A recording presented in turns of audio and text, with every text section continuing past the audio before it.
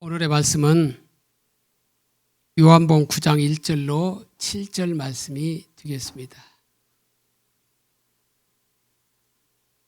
같이 합독하겠습니다.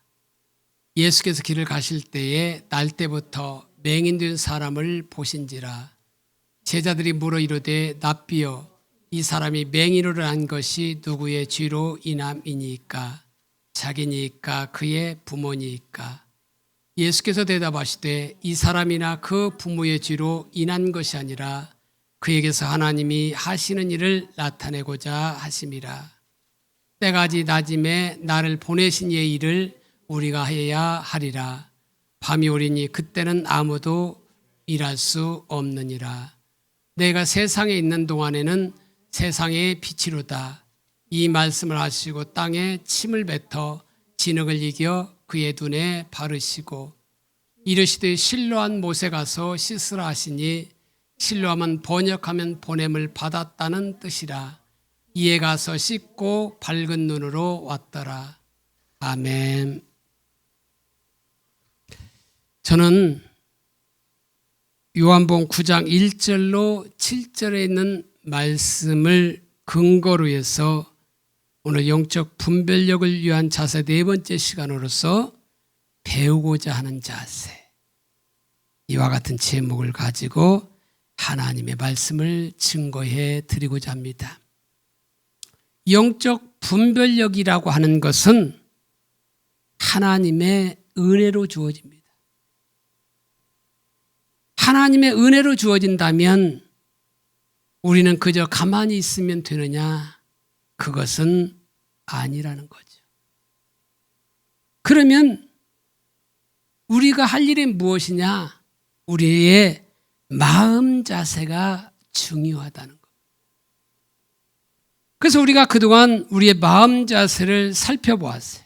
그래서 하나님의 얼굴을 구하는 자세, 하나님의 뜻을 행하고자 하는 자세, 하나님 말씀 앞에 떠는 자세를 살펴보았는데 오늘은 네 번째 시간으로 배우고자 하는 자세를 살펴보면서 함께 은혜를 나누고자 합니다. 탈무드에 보면 배우고자 하는 자세에 대해서 말하고 있어요. 물론 그것이 성경이 말하고 있는 배우고자 하는 자세와는 좀 다르지만 참고로 살펴보면 사람들은 나이가 들면 배우는 일이 힘들다고 합니다. 사실 일터사역을 우리가 배워가면서 쉽지는 않죠. 왜? 눈도 좋지 않고 기억력도 좋지 않고 이러다 보니까 그 나이 먹어서 배우는 일을 한다고 하는 것이 쉽지는 않아요. 그래서 많은 사람들이 배우는 일을 등한히 하고 있어요. 교회도 마찬가지. 그러니까 교회들이 그저 신앙생활하는 것이 그냥 예수 믿고 천국 가는 그것만 끝난다고 한다면 뭐 그렇게 배울 이유도 없겠죠. 근데 교회가 바로 서고 우리가 그 이단 사설에 빠지지 않고 우리가 올바로 신앙생활을 하기 위해서는 십자가 복음에 서야 되고 또 하나는 문화명령을 우리가 완수해야 하는 사명이 있는 겁니다. 그러려면 우리가 뭐예요? 배워야 돼요. 나이가 젊건 나이가 많은 것 상관없이 우리는 뭐예요? 배워야 된다. 그런데 많은 사람들이 나이가 들어감에 따라서 배우기를 등한히 하는 거예요. 그래서 그런 말도 있잖아요. 40, 50대가 되면 많이 배운 사람이나 적게 배운 사람이나 다 똑같아요. 그만큼 배우기를 싫어하기 때문에 그래요. 근데 유대인들에게는 그런 말이 통하지 않는다고 합니다. 인간은 아무리 나이가 먹어도 배워야 된대요. 배우는 것만이 젊음을 되찾는 비결이라는 거예요. 그래서 청춘은 나이만 가지고 따지는 것이 아니라 배우는 것만이 젊음을 되찾는 비결이라는 거예요. 그래서 이 말은 마음의 자세를 가리켜요. 그래서 청춘은 배우고자 하는 마음이 있는 사람을 뜻하는 겁니다. 그러나 그것을 포기한 사람은 청년이라도 청춘이 아니고 노인이라고 생각하고 노인이라도 배움을 게을리하지 않고 있는 그런 사람들을 청춘이라 이렇게 유대인들은 한다고 합니다. 그래서 유대인들은 늘 배워서 새로운 지식으로 재출적해야만이 그게 젊음과 청춘을 계속 유지하는 비결이라고 여겨서 천국에 갈 때까지 배움만은 멈추지 말아야 된다고 그렇게 생각한다는 거예요.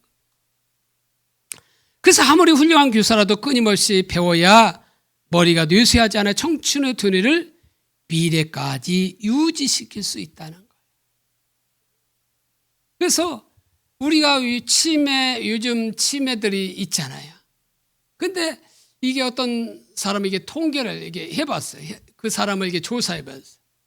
그 사람은 나이가 먹었어도 뭐 하루에 영어 단어도 이게 몇 개씩 외우고 끊임없이 이게 책을 읽는데 이렇게 투자를 한 사람을 이게 두뇌를 이렇게 조사해 보니까 두뇌에 이미 세상적으로 보면 이미 다 치매가 왔을야 정상인데 그렇게 하다 보니까 그 치매를 모르고 산다는 거예요. 물론 우리가 나이가 먹음에 따라서 우리가 이 뇌세포가 죽어가요, 점점. 그렇지만 우리가 뇌라고 하는 건 계속 사용하면 사용할수록 어때요? 그것이 죽지 않고 바로 개발될 수 있는 거예요.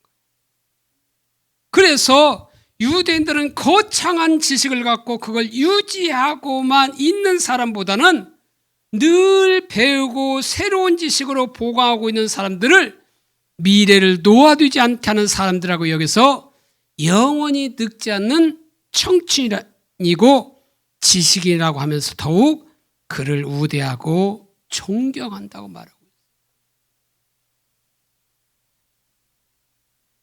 그러니까 탈무드에 나오는 그 배우고자 하는 자세는 아까 말했듯이 성경이 말하는 배우고자 하는 자세와는 다를지는 모르지만 한번 귀를 기울일 필요는 있는 거예요.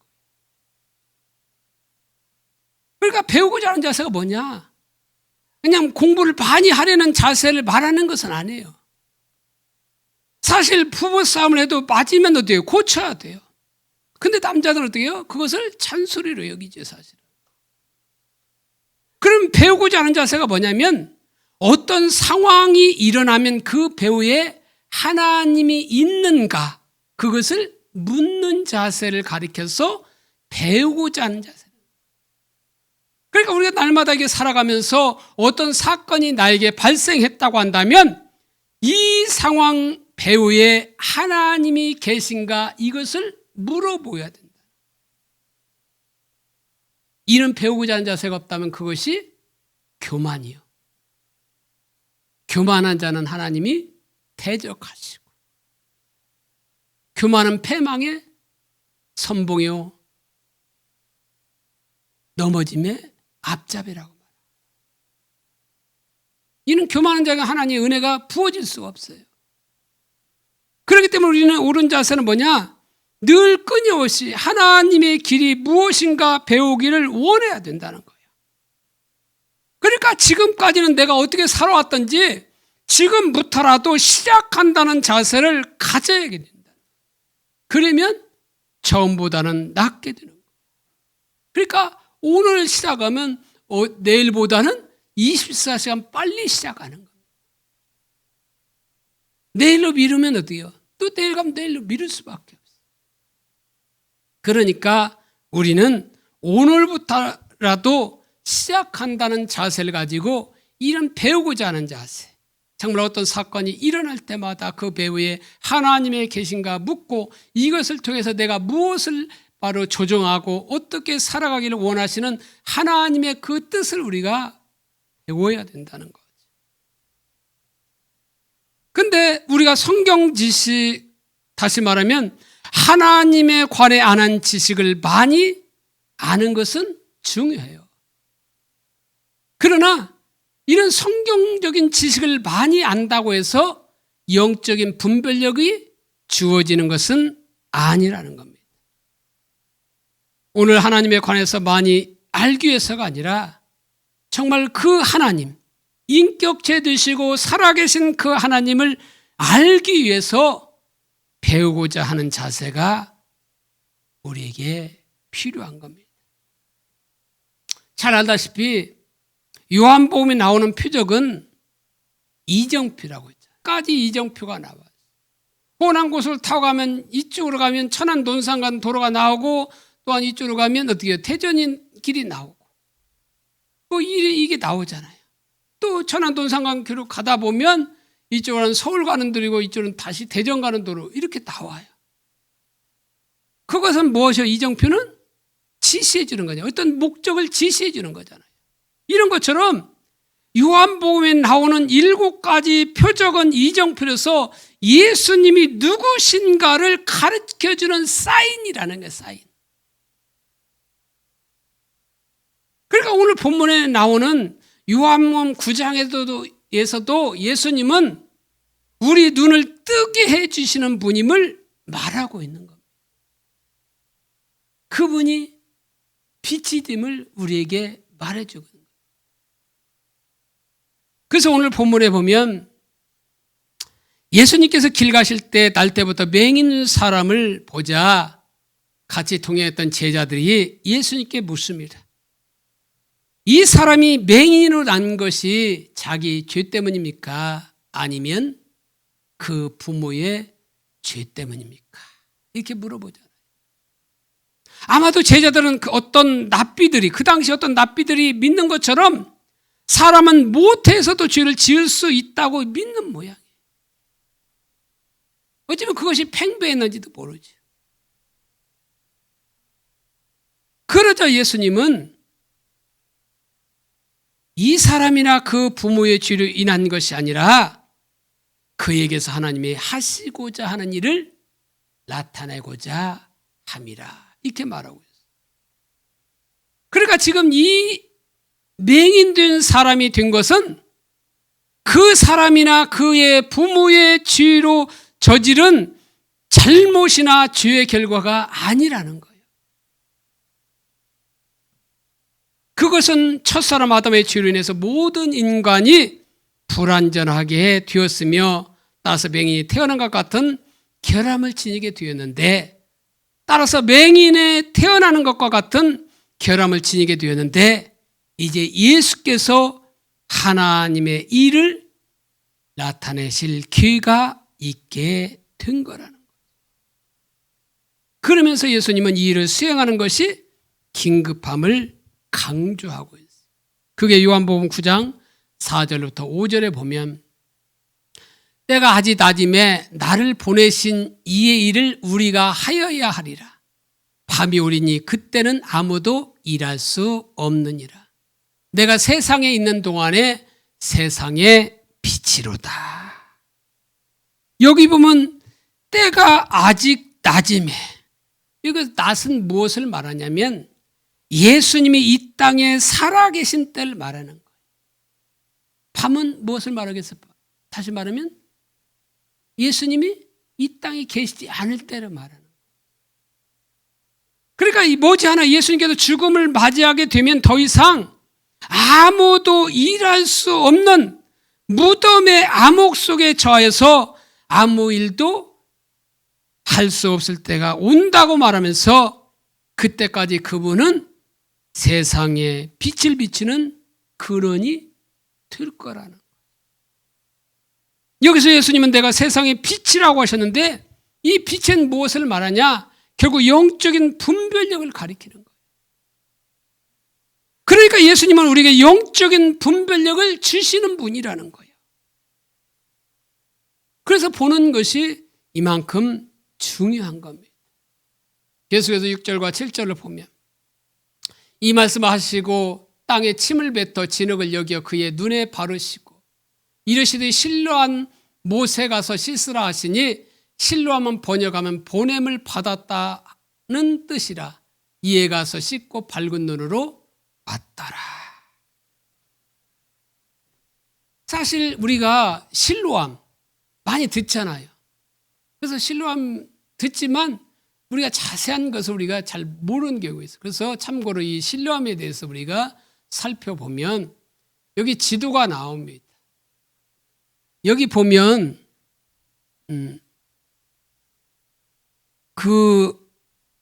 이게 노란 이게 뭐야 무슨 색이라고 이게 이 색 있는 부분이 옛 성에 관계된 겁니다. 옛 성에 관계된 것이고 저쪽 성전산 보면 이게 빨간 것인 것이 이게 황금돔 지금 모슬렘 성전이죠. 모슬렘 성전이고 그 밑에 보면 다윗성이라 나왔죠. 다윗성 옆에 기온샘이 나왔어요. 그리고 그 밑에 보면 실로암이 나오죠. 그러니까 기온샘에서 실로암목까지 이렇게 뭐 했냐? 거기 보면 이렇게 땅굴을 팔았어요. 기온샘에서부터 이렇게 표시로 해서 이렇게 땅굴을 파서 저 실로암까지 연결되게 됩니다. 근데 이렇게 연결돼서 본 것이 이렇게 좌측과 중간에 이렇게 이게 굴을 판 거지, 터널을 판 거지. 그 마지막에 이렇게 나온 그것이 실로암 작은 연못이 돼요. 그러니까 저거 보면 큰 못이 있고 작은 못이 있잖아요. 원래 수루가 있는데 그 수루를 이제 그것은 자세히 얘기했지만 그 터널 파서 작은 못으로 이렇게 연결돼서 그것을 식수로 사용하게 돼요. 그래서 이거는 왜 그랬냐면 주전 702년 1년 남유다 히스기야 왕 때 아시리아의 사네립이 예루살렘에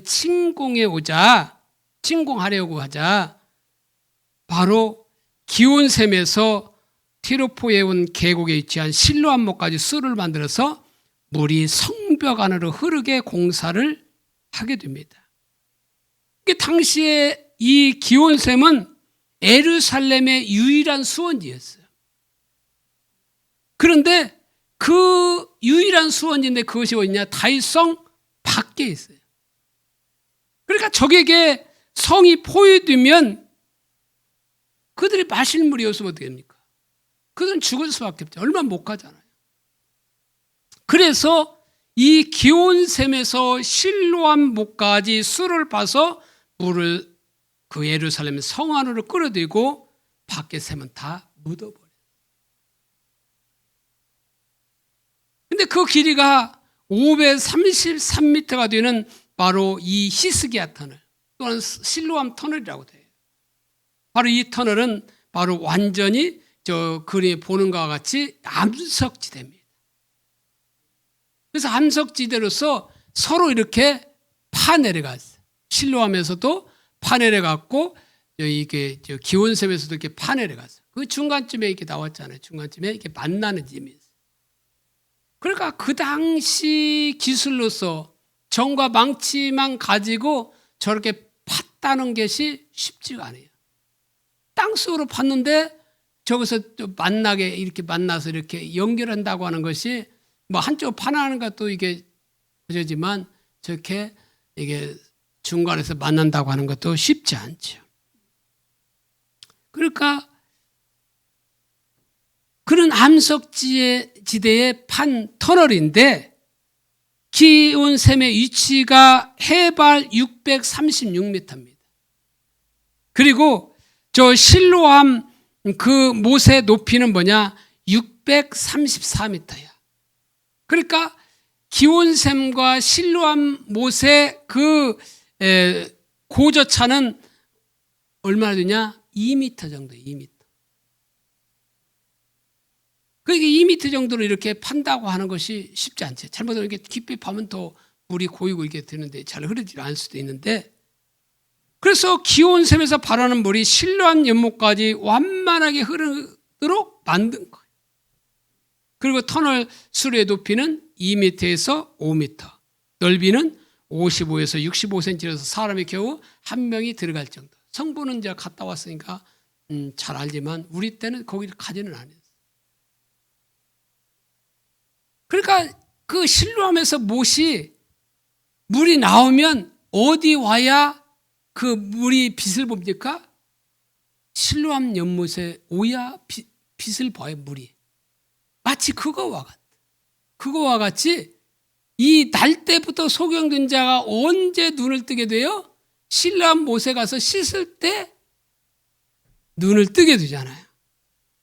그러니까 예수님께서 이 땅에 오신 목적, 이유에 대해서 몇 가지 찾아볼 수 있지만 그 중에 하나가 뭐냐면 우리로 하여금 보게 하는 거예요. 왜? 보는 것이 신앙생활에서 중요하기 때문에 그런 겁니다. 그런데 그 당시 종교 지도자들은 배우려는 자세가 없기 때문에 보지 못했어요. 6절과 7절에 보면 아까 보았듯이 예수께서는 맹인의 눈을 뜨게 하시는데 이상한 행동을 하시면서 눈을 뜨게 하셔요. 그러니까 예수님은 아무것도 스스로 할 수 없다고 말하면서 예수님은 자기 임무대로 하지 않고 아버지께서 행하시는 그것을 아들도 행한다. 아버지는 아들을 살아서 자기 행하시는 모든 것을 아들이 보신다 이렇게 말한 근거를 보면 그렇게 실로암 못에 가서 그 진흙을 이겨서 눈에 바르고 실로암 못에 가서 씻으라고 그게 말한 것도 예수님 임무로 그렇게 한 것이 아니라 하나님 아버지께서 그렇게 하기를 원하셨기 때문에 그렇게 한 거예요. 추정이지만 그렇게 한 겁니다. 근데 그렇게 이상하게 해서 눈을 뜨게 했을 뿐만 아니라 그날이 어떤 날이었어요? 안식일 날이에요. 늘 예수님과 바리새인들이 늘 이렇게 갈등을 빚는 이유 중에 하나가 또 뭐냐면 이 안식일 때문에 갈등을 갖게 되죠. 그런데 이런 갈등을 하게 된 것은 예수님께서 그들에게 안식일의 진정한 의미를 보여주기 위한 데 있는 겁니다. 그냥 안식일은 사람을 위해서 있는 거지 사람이 안식일을 위해서 있는 건 아니잖아요. 좋은 취지로 안식일에는 일하지 말라고 한 것 때문에 어떤 것이 일을 세분화시켜서 더 안식일을 잘 지키기 위해서 그렇게 했어요. 근데 어느 날부터 그것이 안식일이 어떻게 됐어요?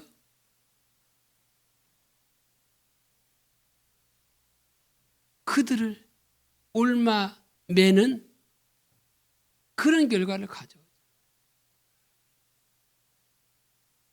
왜 그러냐면 좋은 취지로 했지만 원래 그 의미를 잃어버리니까 그런 결과를 가져오게 되는 거죠. 그래서 바리새인들은 안식일을 철저히 지키죠.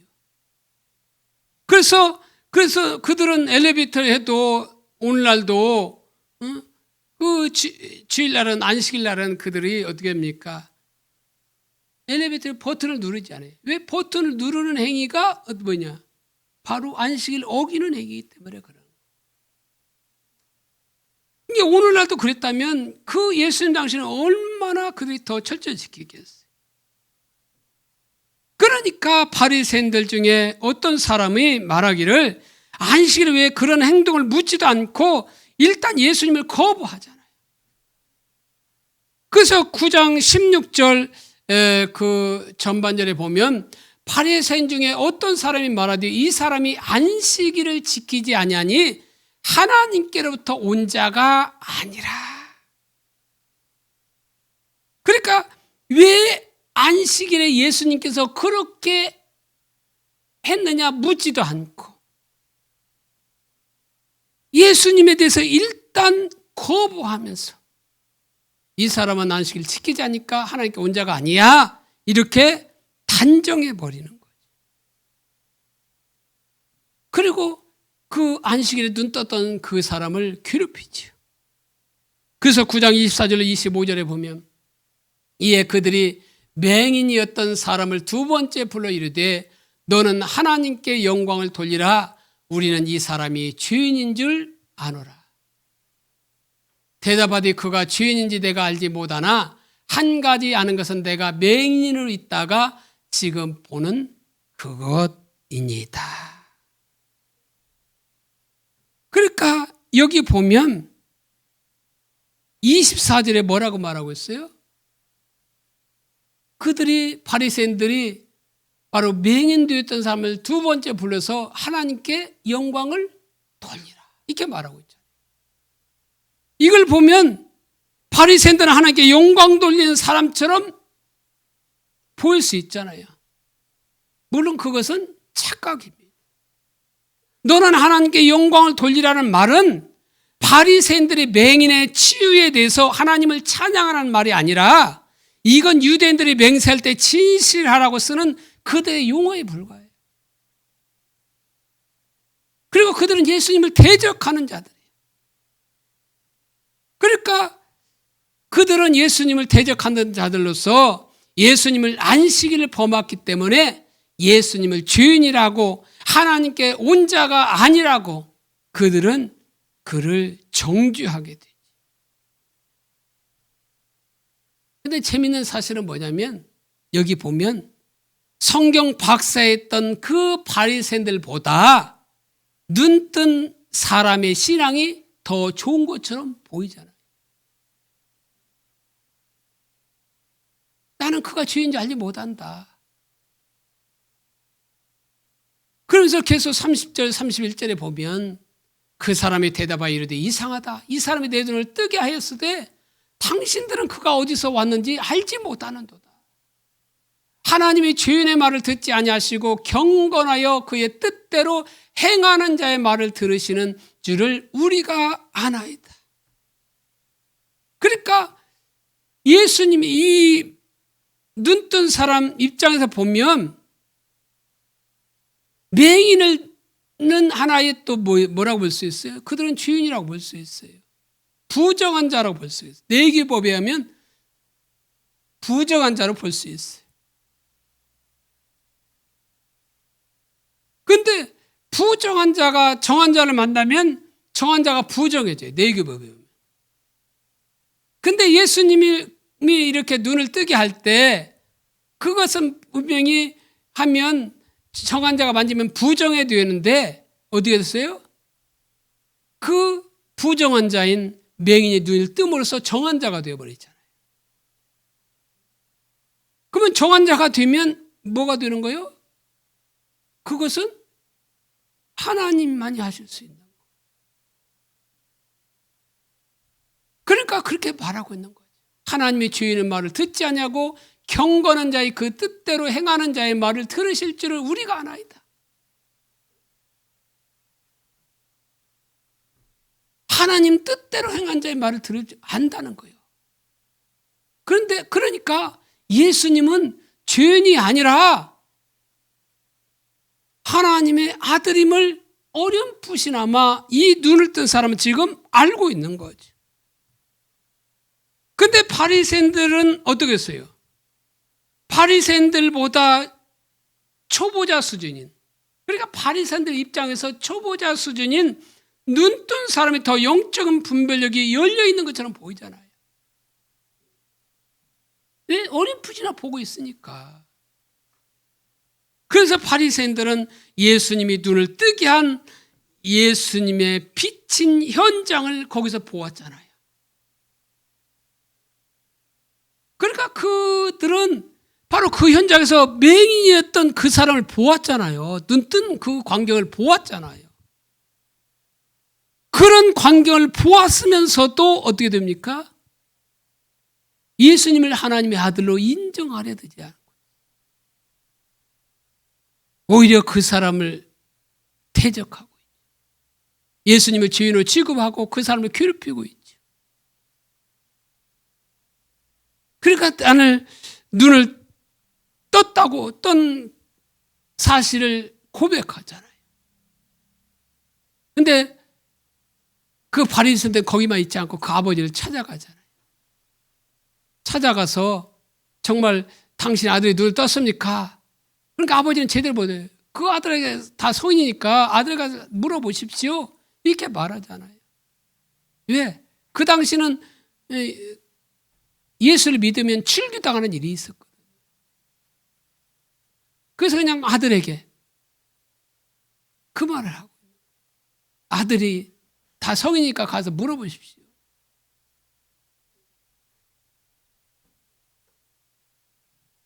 그래서 여기를 보면 바리새인들이 그 현장을 보았으면서도 그걸 어떻게 하면 그것을 벗어날까? 예수님이 주인이라고 하는 사실을 많은 사람에게 공포할까? 이렇게 묻고 있는 거예요. 어제 아버지 찾아간 이유는 치우다가 무서워서라도 아닙니다. 내 아들 아닙니다. 원래부터 눈 떴습니다. 이런 말을 듣고 싶었는지도 모르겠지. 근데 자기 원하는 대답을 듣지 못하니까 바로 맹 있는 사람을 괴롭히고 있는 거예요.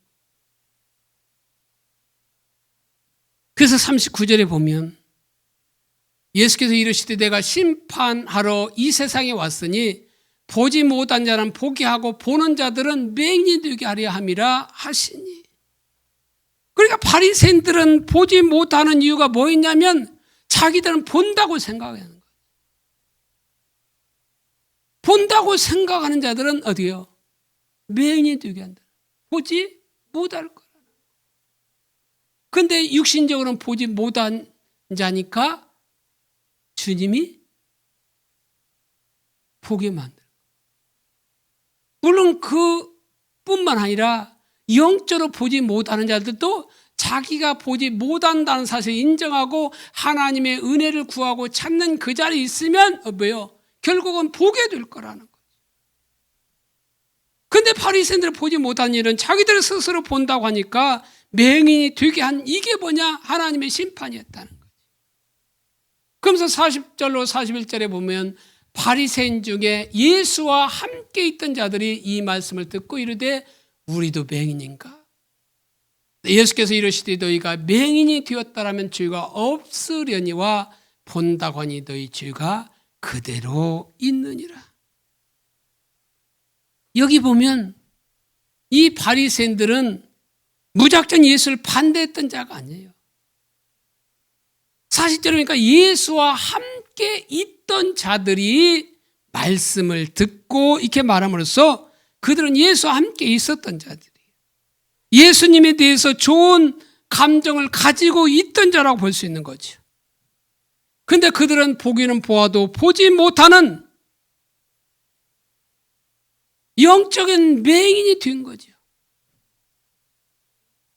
왜 바리새인들은 안식일에 사람을 눈을 뜨게 하시는 예수님을 보면서도 이미 자기들이 가지고 있는 전통적인 신앙관, 선입견에 의해서 예수님을 주인으로 믿었어요. 그리고 당시 팽배했던 신앙관과 자기가 알고 있는 그 지식, 자기들의 경험에 기초해서 예수님을 판단해 버리니까 예수님의 하나님의 아들로 볼 수가 없는 거예요.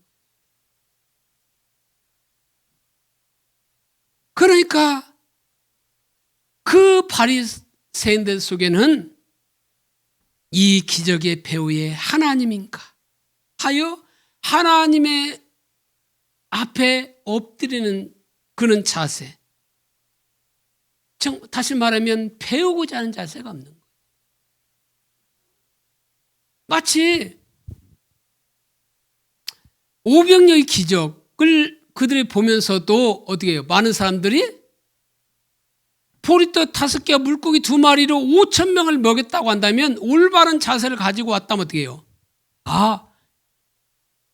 사람으로서는 이 일을 할 수 없어. 그러니까 이분은 분명히 하나님의 아들이야. 이렇게 올바른 등기로 왔다면 볼 수 있는 거죠. 그런데 그들은 먹고 배부른 까다라고 왔기 때문에 이분은 왕사면 우리는 굶어 죽지 않겠다. 이렇게 하니까 그 예수님을 하나님의 아들로 볼 수 없는 거예요. 요한복음 5장에도 38년 병자를 고치면서 것을 보면서 이것은 오늘날 의학적으로 고치기 쉬운 것은 아니잖아요. 그렇다면 그 중풍병자를 이게 살리시는 그 모습을 보면서 이것은 하나님만이 하실 수 있는 일이야 하고 그 배우를 봤다면 예수님을 하나님의 아들로 인정한 거죠. 근데 그들은 그들이 가지고 있는 선입견, 그 팽배한 신앙관, 뭐 이런 걸로 자기 아는 지식 이런 걸로 보니까 예수님이 안식을 어긴 그것만 가지고 예수님을 대적하고 핍박하는 자리 있죠. 오늘 본문도 마찬가지. 딸 때부터 소경. 이 소경은 오늘날도 눈을 뜨게 할 수 없어요. 그런 엄청난 기적을 보았음에도 불구하고 자기들의 신앙관과 선입견 때문에 안식일 단지 안식일 어겼다는 이유로서 어디에요? 예수님을 대적하잖아요. 이거 뜨게 한 배후에 하나님이 있는가? 이는 배우고자 한 자세가 없는 거죠. 그래서 그들은 영적인 소경이 될 수밖에 없는 거예요. 그래서 첫 번째 배후에 하나님이 계신가 하는 배우려고 하는 자세는 너무나 중요하다. 오늘 소위 신앙 연륜이 좀 있다고 하는 직분자들을 보면 배우고자 하는 자세 없어요. 왜? 다 안다고 하는 거예요. 물론 이것은 저 역시 외에는 아니에요. 그러니까 자신이 가지고 있는 알량한 그 적은 지식을 가지고 미리 판단하는 경우가 너무나 많이 있어요. 물론 남이 말하면 듣긴 듣지만 그 듣는 이유 중에 하나는 뭐냐? 그저 자기 주장을 펴기 위해서 듣어요. 기회를 잡기 위해서 듣긴 듣습니다. 그러나 남이 말하면 그것을 통해서 내가 내 자세를 바꾸고자 해서 듣는 경우는 극히 드물 때가 많이 있다. 이거는 저뿐만 아니라 오늘 많은 사람들이 예수를 믿는 사람이 그렇다는 거예요. 성경에 보면 하나님의 방문에 대해서 여러 가지 유형을 소개하고 있어요. 뭐 선지자를 보내는 것도 있고 예수님이 직접 이 땅에 오신 것도 임하신 것도 그렇고 성령이 임하시는 것, 예수님의 재림 등으로 묘사한 이런 것이 하나님의 방문이었어요. 그렇지만 유형은 다르지만 모두 다 뭐예요? 하나님의 방문을 나타내는 겁니다. 그런데 하나님이 방문하시면 항상 공존하는 것이 뭐냐면 축복과 심판이 공존해요. 그러니까 하나님이 오시면 어떤 사람에게는 축복일 수 있지만 어떤 사람은 그것이 심판일 수 있다는 거예요. 그런데 이 축복과 심판이 나누어지는 분기점은 뭐냐? 어떤 자세를 가지고 하나님의 행하심에 반응을 보이느냐는 거예요. 그러니까 심판의 예를 들 것 같으면 지금이 뭐 조선시대라고 이렇게 가정해 보면 임금님이 동네에 오셨다고 하면 오셨다고든지 아니면 오신다는 기별을 들으면 우리 뭐예요? 그 마을 오기에 나가서 어떻게 해요? 마중 나가지 않으면 문제는 심각해요. 마중 나갈 뿐만 아니라 그 앞에 납작 엎드려서 절하며 얼굴도 감히 들지 못할 거예요. 조선시대라고 한다면.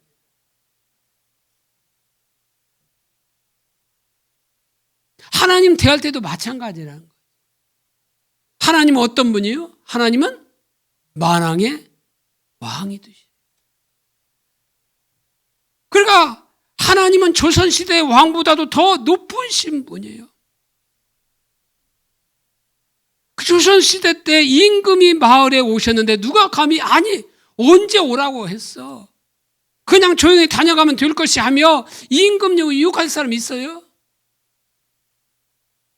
그러면 그 사람은 이런 자세를 가지고 있으면 그 사람은 체면에 살지 못할 거예요. 차라리 이런 사람에게는 임금님이 오시지 않았으면 더 좋을 뻔했어요. 가룟 유다를 보고 예수님께서 오직 태어나지 않았으면 좋을 뻔했다. 예수님이 오신 그것이 가룟 유다에게는 기쁜 소식이 아니라 오히려 뭐가 됐어요? 심판의 소식이 된 거예요. 그러니까 하나님의 방문은 뭐와 같냐면 초창과 같아요. 그래서 영적인 법칙이 있는데 하나님의 초청을 거절하고는 영적으로 제자리에 머물러 있을 수 없어요. 그러니까 만약 하나님의 방문에 올바른 마음 자세로 반응을 보이지 않으면 절대로 영적으로 제자리에 머물러 있을 수 없다는 거예요. 그래서 그 사람에게는 하나님의 방문 자체가 심판을 의미합니다. 예수님께서 이 부분에 대해서 말씀하고 있어요. 19장 41절 42절에 보면 44절에 보면 가까이 오사 성을 보시고 우시며 이르시되 너도 오늘 평화에 관한 일을 알았더라면 좋을 뻔하였거니와 지금 내 눈에 숨겨졌도다. 나를 잃을지라 내 원수들이 토둔을 쌓고 너를 둘러 사면으로 가두고 또 너와 및 그 가운데 있는 내 자식들을 땅에 메어치며 돌 하나도 돌 위에 남기지 아니하리니 이는 내가 보살핌 받는 날을 알지 못함을 인함이니라 하시니라. 여기 41절에 가까이 오사 성을 보시고 우시며, 그러니까 여기 우시며 이거는 원어는 에클라우센인데 슬퍼하고 비통하여 우는 것을 말하는 거예요. 그러니까 오늘날도 그 감난산에 가면 눈물 교회가 있잖아요. 예수님께서 예루살렘 그 감난산에서 예루살렘 성을 바라보면서 우셨다고 하는 그 장소에 기념교회가 세우셨는데 그게 눈물교회죠. 근데 그 우시며 뜻이 에클라우스인데 슬퍼하고 비통하여 울었다는 거예요. 그러니까 예수가 예루살렘 성을 바라보고 울었다는 점에서 왜 우셨을까? 그 예루살렘 성의 그 미래를 바라보면서 우신 거예요. 그러니까 이 눈물은 예루살렘의 장래를 애통해 하는 메시아적인 눈물이라고 했어요. 하나님의 눈물이고 사랑의 눈물이었다. 그러면서 42절에 너도 오늘날 평화에 관한 일을 알았더라면. 그러니까 예루살렘은 지금 인격화해서 너라고 지금 호칭하면서 외치는 소리야. 다시 말하면 예루살렘을 너라고 부른 것은 예루살렘 안에 있는 살아있는 사람들을 통칭하는 말이기도 하지만 또한 이스라엘 전체를 가리키기도 하는 말이에요. 그런데 본 구절의 핵심이 뭐냐? 평화예요. 그래서 이미 38절에서 하늘에는 평화라는 그 찬양이 있었고 예수님 탄생 때 땅 위에는 평화를 선포한 바 있듯이 평강의 왕이신 예수님의 활동이 궁극적으로 지향했던 바는 이 땅 위에 평화였다고 할 수 있는 거죠. 그런데 그들이 평화에 관한 일을 알았다는 거예요? 몰랐다는 거예요? 몰랐다는 거예요. 그래서 알았더라면. 그러면서 4절에 계속해서 지금 내 눈에 숨겨졌도다. 그러니까 바리새인들은 평화의 길이 없어서 모르는 것이 아니라 평화의 길이 이미 있는데도 불구하고 자기들의 눈이 가려져서 모른다고 말함으로써 그 책임이 지금 누구에게 있다는 거예요?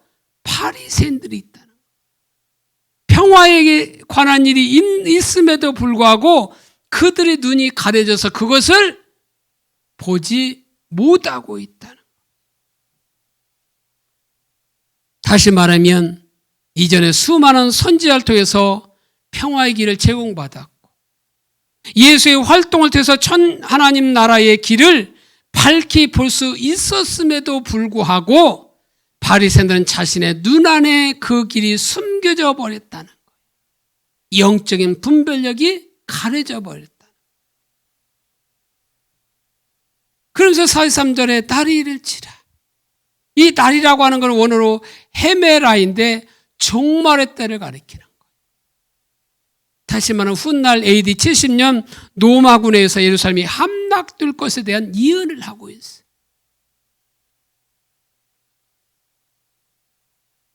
사실 새 시대, 이사야 시대나 에레미야 시대나 예수님 당시 바리새인들은 실제 시대 말적인 상황이잖아요. 실제 멸망한 시대잖아요. 그 멸망한 근본적인 원인이 뭐예요? 그들의 신앙의 본질 가운데 있지 않은 거예요. 그러니까 영적인 분별력은 어두워지게 되고 하나님 뜻 가운데 살아가지 못하니까 멸망을 당한 거잖아요. 그러니까 지금 예수님이 지금 이 바리새인들을 보면서 그들이 지니는 신앙의 본질 가운데 있지 않고 영적 분별력이 어두워져서 돌아올 기미가 없는 그들의 상태를 보면서 예루살렘 성이 그 로마군에서 멸망당할 것에 대해서 예언하고 있잖아요. 날이 일지라 종말의 때이 되면 그들의 원수가 토둔을 쌓고 너를 둘러 사면으로 가두고, 그러니까 로마군에 의한 예루살렘 성의 함락을 사실적으로 묘사한 예언이에요. 그때 로마군이 어떻게 한다고요? 토둔을 쌓고 너를 둘러 사면으로 가둘 거라. 그래서 AD 70년 로마 디도 장군에 의해서 바로 예루살렘의 공격하기 성을 포위하고 공격을 위한 방책을 둘러쳤다는 역사적인 사실과 정확히 일치하고 있어요. 여기서 언급된 토두는 원어는 카랍스인데 본래는 말뚝이라는 뜻을 가지고 있어요. 그러니까 다시 말하면 토두는 말뚝으로 친 공격용 방책을 뜻하는 거예요. 이와 지형과 역사적인 사실이 실제로 일치하고 있는 거예요. 그래서 44절에 보니까 돌 하나도 돌 위에 남기지 아니하리니. 그래서 이 말은 성곽과 성전이 완전히 파괴될 것을 말하고 있어요. 한 도시가 완전히 파괴로 더 이상 구원의 가능성이 사라져버린 그림으로 지금 묘사하고 있는 거예요. 그래서 단순히 주 70년 예루살렘 멸망만 말하는 것이 아니라 평화의 길을 걷지 않고 지혜의 길을 거부하면서 살아가는 사람과 도시와 민족들의 치유에 대해서 말해주고 있는 거예요. 종말적 심판의 때에 이와 같은 파멸을 당하게 되리라는 궁극적이고 우주적인 의미로도 이해할 수 있는 거예요. 그래서 그 예루살렘 실제 돌 위에 돌 하나도 남기지 않았다고. 그래서 남은 성벽 하나가 남았는데 서쪽 편에 하나가 남았어요. 그게 뭐예요? 오늘날 통곡의 벽이라고.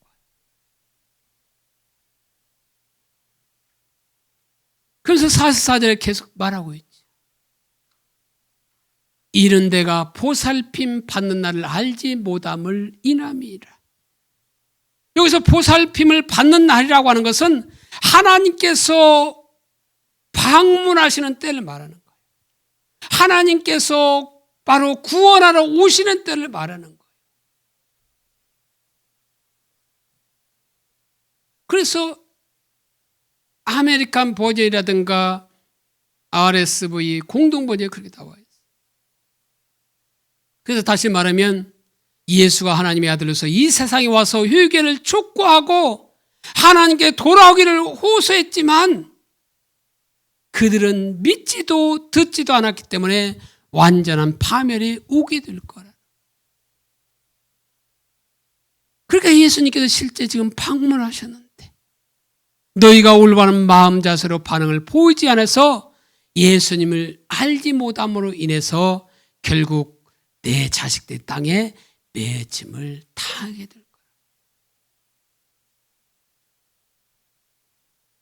그러니까 예수님이 이 구절에서 이스라엘 백성들의 사모함이 없는 자세를 지금 지적하고 계신 거예요. 만왕의 왕이신 예수님이 오셨는데도 불구하고 아무런 반응도 없이 살아가던 당시 백성들을 질타하신 겁니다. 예수님 당시 백성들의 마음 상태를 비유로 말씀하셨어요. 솔로몬 시대에 시바 여왕이 솔로몬의 지혜를 듣고자 찾아왔던 사건을 언급하시면서 자신은 솔로몬보다도 더 큰 하나님의 아들인데 어찌하여 자신에게는 오지 않느냐고 말하고, 또 당시 백성들의 마음 상태는 에 대해서 말할 때 나팔을 불어도 춤추지 않고 피를 불어도 울지 않는 모습으로 비유하고 있잖아요. 반응하고 있지 않다는 것. 예수님은 백성들이 하나님의 말씀 앞에 반응을 보이지 않는 비뚤어진 마음 상태를 지금 보여주고 있는 거예요. 그래서 이 세례 요한이나 예수님의 첫 유침이 뭐예요? 회개하라, 천국이 가까이 왔느니라를 주목해야 돼. 왜냐하면 회개라고는 하나님 말씀 앞에 나타난 첫 반응이기 때문에. 정말 모두 다 회개하고 자신의 의로는 구원받을 수 없음을 인정하고 정말로 예수님을 받아들여야 천국이 그들에게 임하게 되는, 그들이 반응하지 않는 그것 때문에 결국 심판을 당해서 결국 그 자녀들이 메어짐을 당하게 될 거라고 예수님은 예언하고 있죠. 두 번째로 회개란 하나님 말씀 앞에 정직하게 설 때 나타나는 첫 반응이라는 것. 사실 우리가 바리새인들을 유혹하지만 바리새인들 입장에서 보면 유혹할 수도 없어요. 왜? 생각해 보십시오. 만일 바리새인들이 예수님을 하나님께서 보내신 확실한 메시아라고 하는 사실을 알았더라면 그들이 어떻게 했겠어요? 예수님을 결코 십자가에 죽이지 않았을 거예요. 죽이기는커녕 예수님을 절대적으로 따랐을 거예요. 이것을 보면 보지 못하는 것이 얼마나 큰 비극인가를 우리가 알 수 있어요. 그래서 지금도 유대인들은 이 절기를 지키잖아요. 절기를 통해서 자녀들을 교육을 시켜요. 산교육을 시키고 있어요. 그래서 초막절만 같아도 어떻게 합니까? 그들은 밖에 이렇게 장막을 치고 7일 동안 이게 지키게 되죠. 6월절도 마찬가지예요. 6월절을 지키는 거죠. 6월절을 보내서 마지막 날 아버지가 아들에게 이렇게 말한다고 합니다. 문을 열고 방문을 열고 얘야 메시아가 왔는지 밖을 내다보아라. 이것을 보면 단적으로 유대인들이 얼마나 메시아를 고대하는지를 볼 수 있어요. 그런데 안타까운 사실은 뭐냐면 그렇게 수천 년 동안 애타게 메시아를 기다리고 있었던 그들이었지만 정작 예수님 안에 있는 메시아를 여전히 보지 못하고 있다는 사실인 겁니다. 여기서 우리는 보아야만 올바른 반응을 보일 수 있다는 사실을 발견하게 돼요. 그런데 이렇게 보기 위해서 중요한 자세가 뭐냐면 바로 배우려고 하는 자세라는 거예요. 요한복음 5장 39절에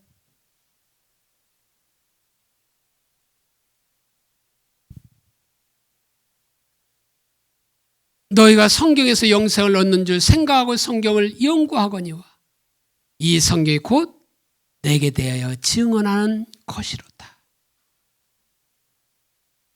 바로 바리새인들은 성경이 바로 메시아를 증언하는 사실을 알았어요. 그래서 그들이 성경에서 영생을 얻는 줄 생각하고 성경을 연구했다고 말하고 있어요. 이 말은 그 말을 열심히 연구했다는 거예요. 성경 박사들, 그래서 성경의 박사들인 거예요. 근데 바리새인들 성경을 연구하되 고시 공부하듯이 성경을 연구했는데 그 앞절인 38절에 보면 그 말씀이 너희 속에 거하지 아니하니 이는 그가 보내신 이를 믿지 아니함이라. 바리새인들은 성경에서 영생을 얻는 줄 생각하고 성경을 열심히 묵상하고 열심히 고시 공부하듯이 연구했지만 정작 성경을 통해 하나님의 말씀을 듣지 못했음을 지금 알 수 있어요. 실제 하나님께서는 성경을 통해서 가장 우리에게 많이 말씀하셔요. 그러니까 우리가 성경을 알아야 돼요. 그러니까 성경 공부도 해야 돼요.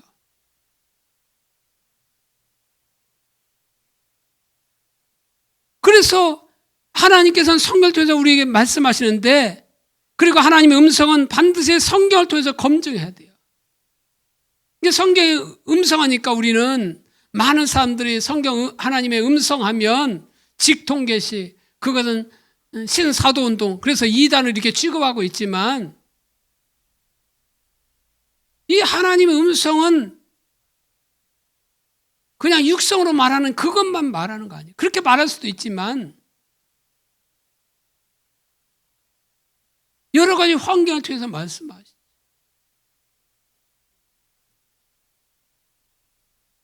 성령을 통해서 어떻게 감동을 통해서 말씀하셨어요. 뭐 그림을 보일 수도 있고 환상을 통해서 보일 수도 있고 다른 사람을 통해서 말씀하실 수도 있어요. 그리고 말씀하시면 그에 반응해서 우리가 돌이켜야 되는 거예요. 그러니까 저와 여러분들이 바로 예수를 믿은 것도 주님께서 어떻게 해요? 그런 감동을 주었기 때문에 예수를 믿을 수 있는 거예요. 주님께서 불러주지 아니하시면 한 사람도 주님께 올 자 없다고 말하고 있어요.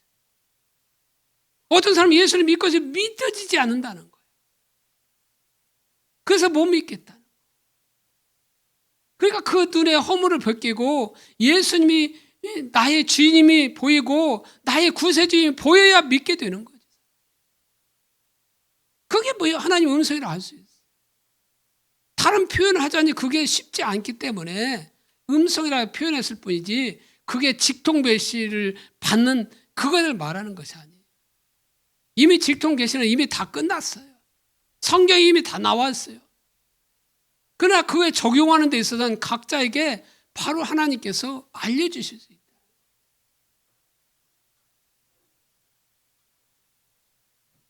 그렇게 바리새인들은 그렇게 성경을 통해서 바로 영생을 얻는 생각하고 성경을 그렇게 연구했지만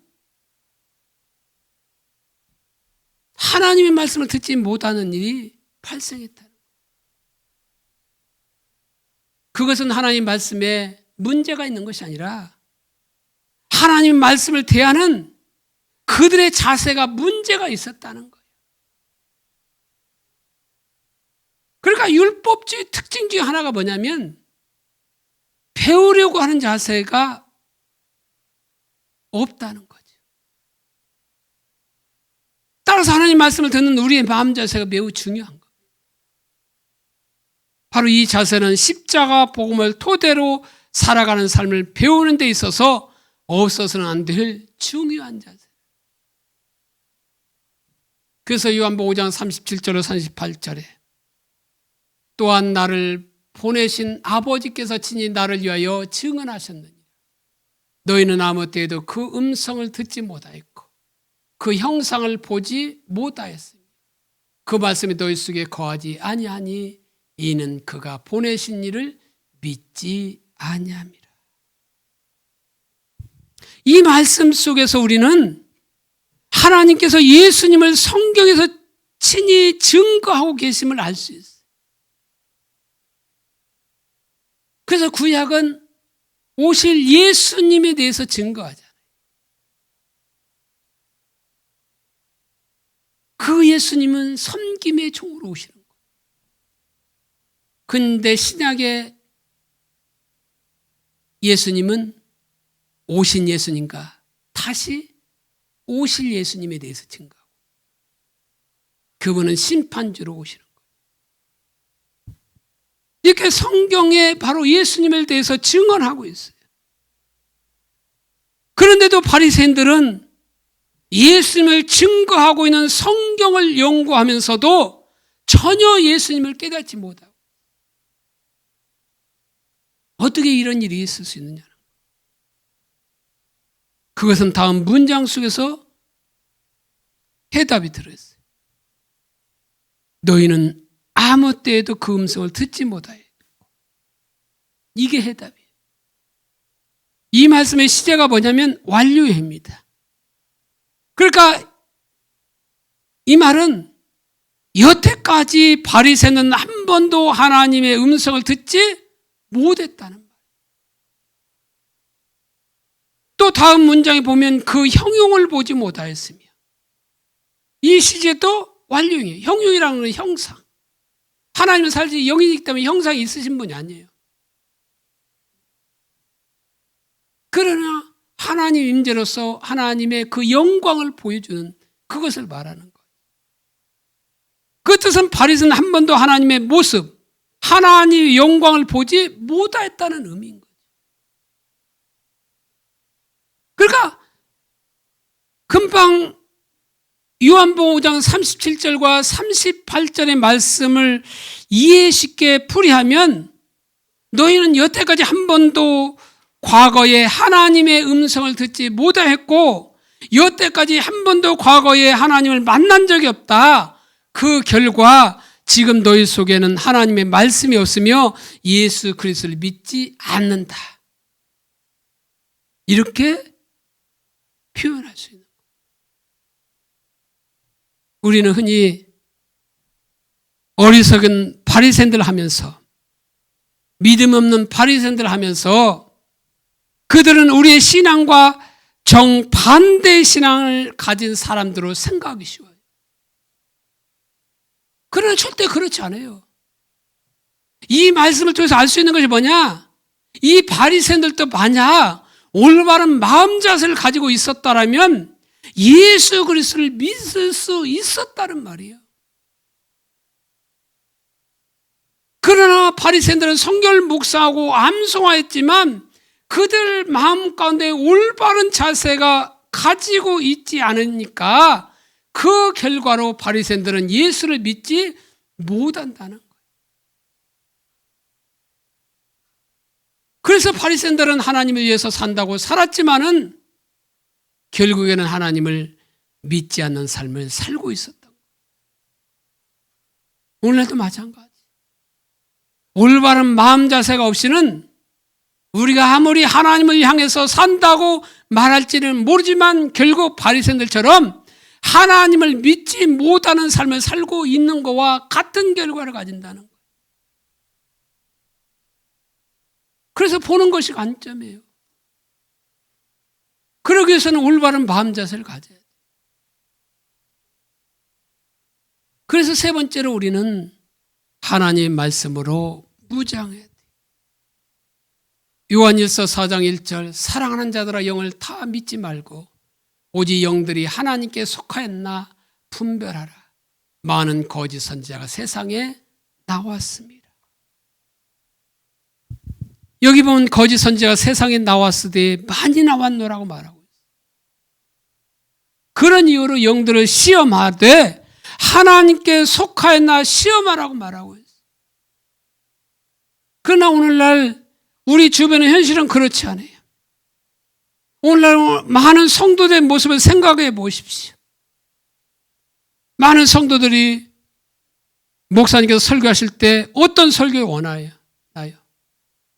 소위 진한 감동을 주는 설교를 듣기를 원하잖아요. 물론 감동을 주는 설교가 중요해요. 그러나 그 이전에 뭐가 중요하냐면 하나님의 말씀이 무엇을 말하는가가 그것을 살피는 그것이 더 중요하다. 어떤 경우는 감동이 하나도 없다 할지라도 말씀이 그러하면 그 말씀을 따라야 하는 것이 뭐예요? 성도의 도리예요.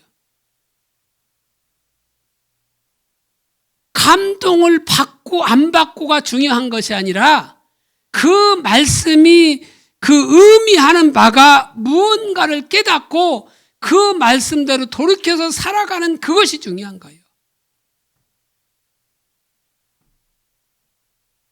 내가 은혜 받고 내가 감동받는 것이 중요한 것이 아니라 하나님의 뜻이 무엇인가를 알고 그 뜻대로 행하는 것이 중요하다. 하나님 앞에서는 하나님 뜻이 중요해요. 우리가 은혜 받고 그것이 중요한 거 아니에요. 예수님의 설교를 보아도 스데반 집사의 설교를 들어도 거기에 감동 줄 만한 게 없어요.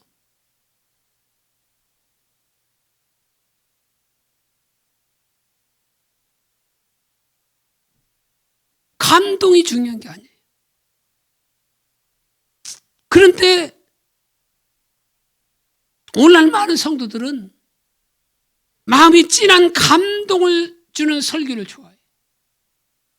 그래서 목사님들도 뭔가 새로운 것으로 감동을 주려고 예언을 많이 사용하죠.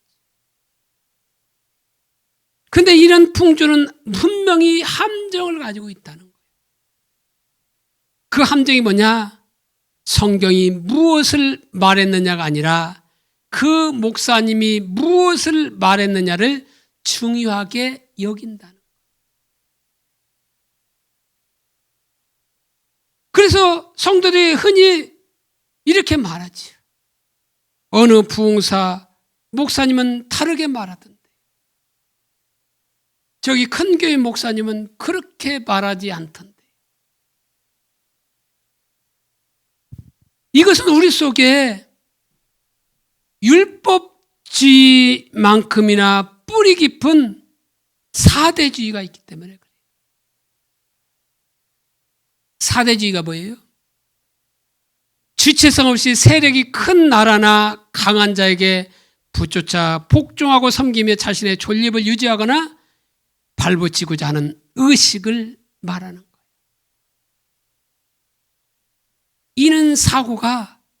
이런 사대주의적인 사고가 오늘날 성도들의 삶 가운데 많이 자리 잡고 있어요. 그래서 큰 교회 목사님이 예를 들어서 티셔츠를 입으면 참신하다고 말하고 있고 작은 교회 목사님이 하면 이상하네 이렇게 나와요. 큰 교회 목사님이 하면 그것이 옳고 진리처럼 여겨지고 작은 교회 목사님이 말하면 진리가 아닌 것처럼 여겨요. 그게 어디서 나오냐? 사대주의 사상에서 나오는 거예요.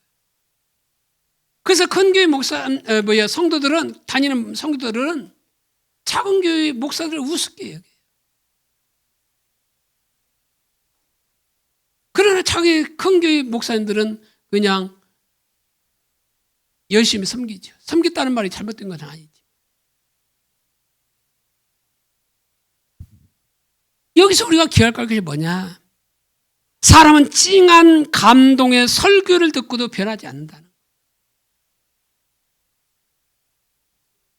사람들을 변화시키는 것은 하나님의 말씀이 삶의 토대에 설 때 변하게 되어 있어요. 어느 유명한 목사님이 하신 말씀이 중요한 것이 아니라 성경이 무엇을 말하는가 중요해요.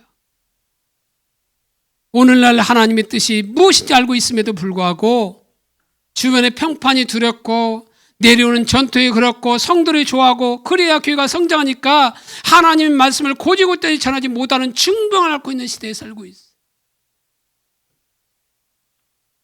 그 결과 성도의 삶은 20년 30년 믿었지만 변하지 않는 게 현실이잖아요. 진한 감동을 받는 설교를 들었음에도 그들이 20년 30년 신앙생활을 했지만 변하지 않는 것이 오늘의 현실이잖아요. 그러면 하나님의 말씀에 문제가 있었습니까? 아니요. 하나님의 말씀은 살았고 운동력이 있다고 말하고 있어요. 활력이 있다고 말하고 있어요.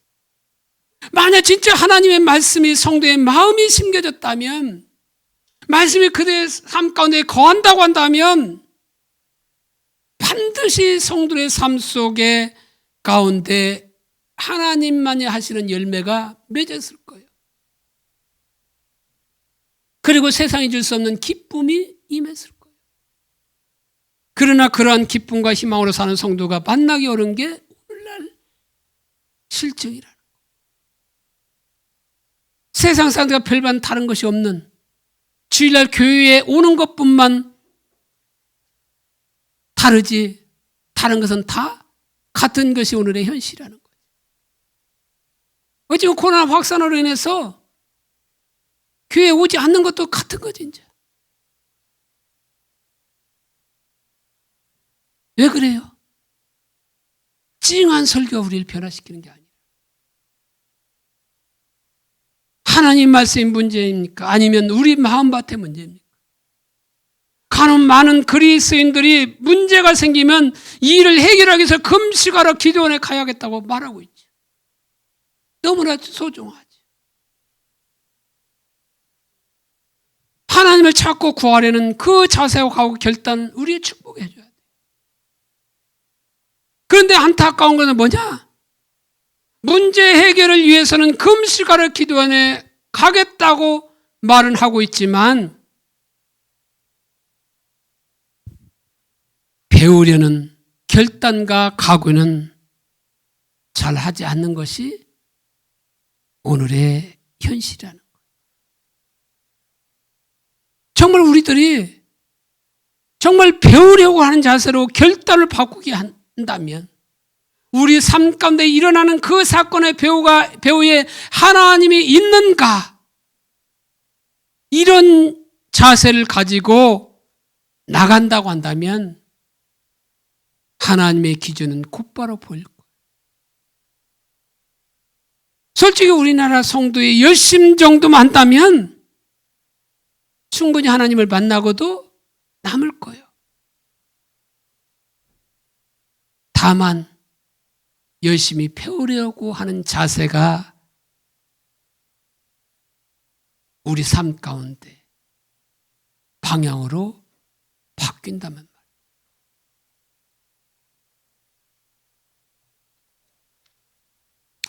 주님께 돌아가지 않고 문제 해결을 위해서 목숨을 거는 우리들은 이게 우리들의 모습이잖아요.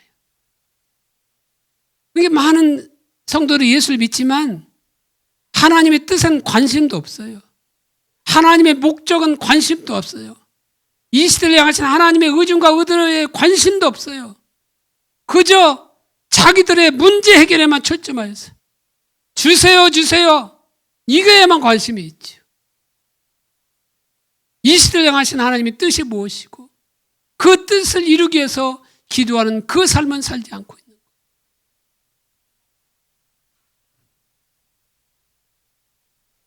물론 문제 해결을 구하지 말라는 말이 아니에요. 그거보다 우선되어야 될 것이 우리 신앙의 본질 가운데 서서 하나님의 얼굴을 구하는 삶을 살아가야 돼요. 친밀한 교제 가운데서 하나님 자신을 알고 하나님 목적과 길을 알아서 그 목적에 내 삶을 들여서 그렇게 나가야 돼요. 그런 가운데 우리가 정말로 우리 마음 자세가 하나님의 얼굴을 구하는 자세, 하나님 뜻을 행하고자 하는 자세, 배우려고 하는 자세, 이런 마음의 자세가 올바로 되어야 돼요. 그럴 때 우리는 볼 수 있는 거예요.